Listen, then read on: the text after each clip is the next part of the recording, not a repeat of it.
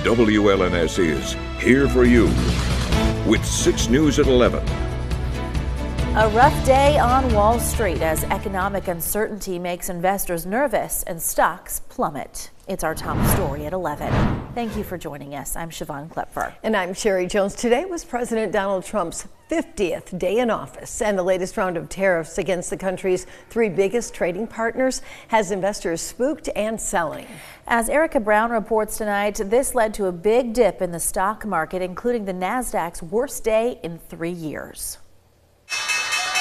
Stocks plummeted Monday as President Trump's tariff threats sparked uncertainty for Wall Street investors. But Trump administration officials are urging people not to worry. I think that we're pretty close to having the uncertainty behind us. And as you know, when that happens, then the economy really lifts off. Analysts say investors' fears lie with the uncertainty about how the Trump administration's new tariffs against Mexico, Canada, and China will impact the economy. The tariffs are going to be the greatest thing we've ever done as a country. Canada is already striking back, with the Ontario government putting a 25% surcharge on electricity exports. Canadian officials say it will impact about 1.5 million homes and businesses in Michigan, Minnesota, and New York, costing an estimated $400,000 a day. Believe me when I say I do not want to do this. Ontario's Premier Doug Ford reiterated today that tariffs could devastate the U.S. economy. It's not the American people who started this trade war.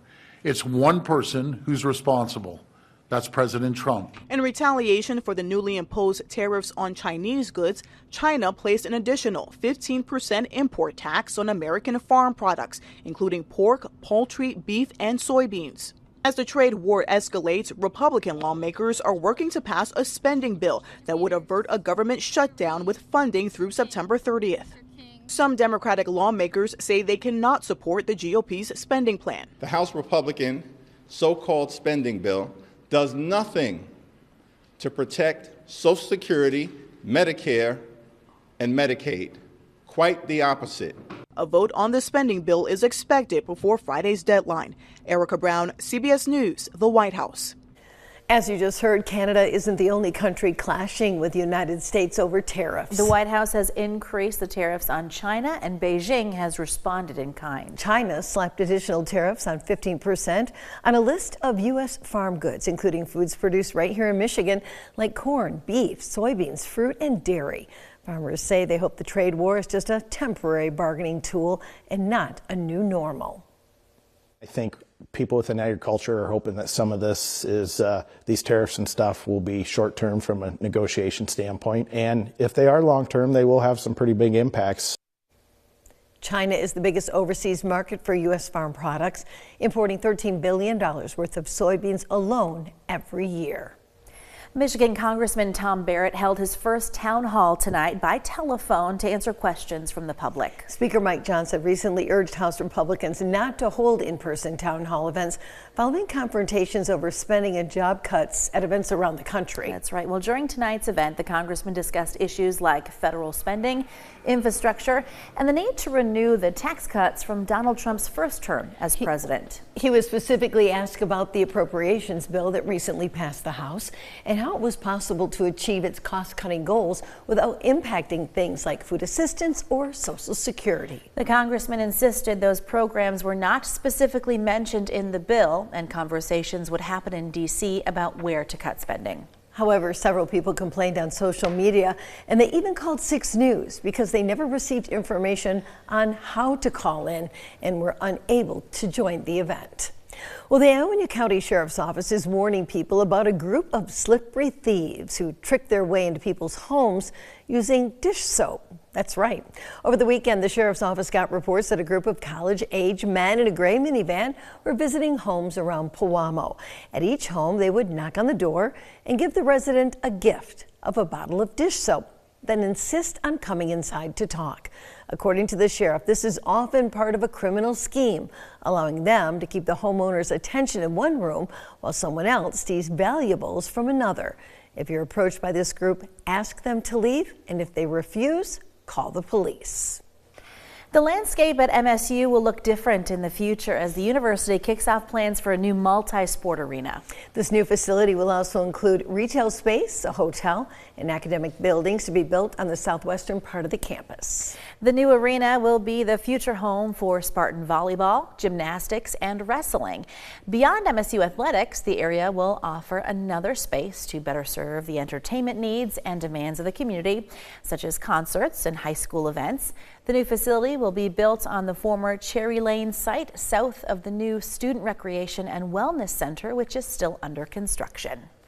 Well, Bath Township Police got a call today about someone who may have been trying to break into a local basement. Now, the culprit did get away, but don't worry, that was the plan all along. Take a look.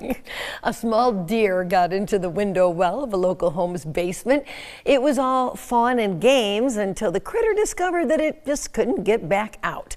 The officers used straps to lift the deer out and send it on its way. Deer can get a little feisty when they're cornered, but these officers got the job done because they refuse to pass the buck.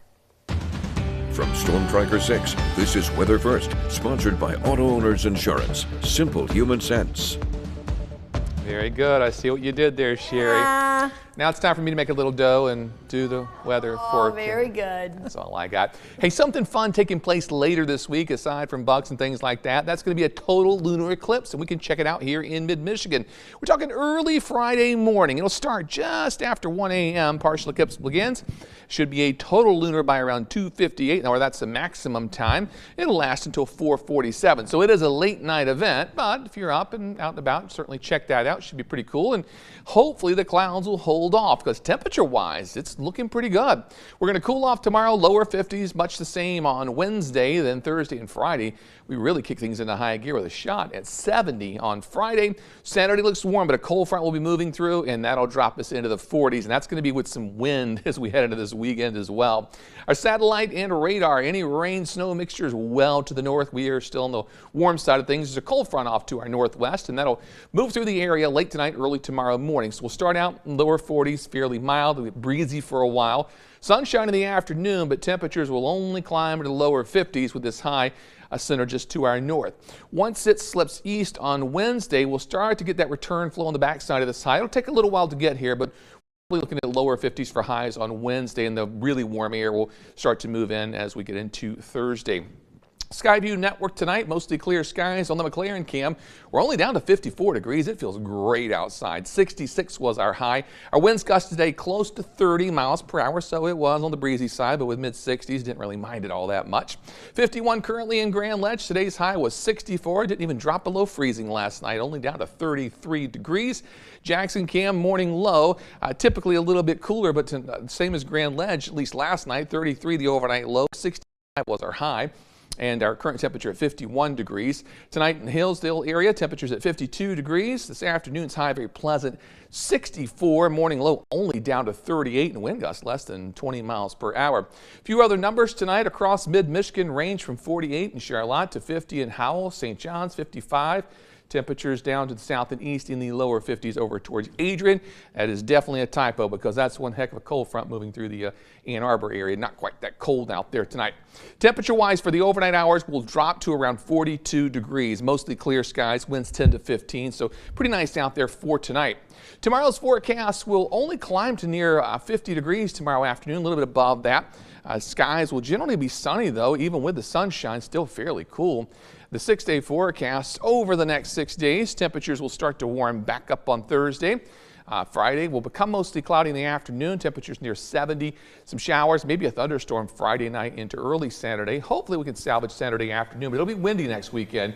Temperatures on Sunday climb into the 40s, the 6+6 day. We're back in the 50s as we head towards the middle of next week with a chance for more rain showers next Wednesday and Thursday. And we need the rainfall. We're in a drought situation here in mid-Michigan. Yeah, we've been hearing today and over the weekend about some wildfires in the area. So yeah, and with all you come out of winter, you got dead vegetation out there anyways, and it's been dry. So the ingredients there for some grass and wildfires. All right, thanks, David. Well, NOAA, the organization that monitors the world's atmosphere and oceans, is losing thousands of expert employees because of the federal funding cuts. We'll hear from them next. Thanks for watching 6 News at 11. We'll be right back.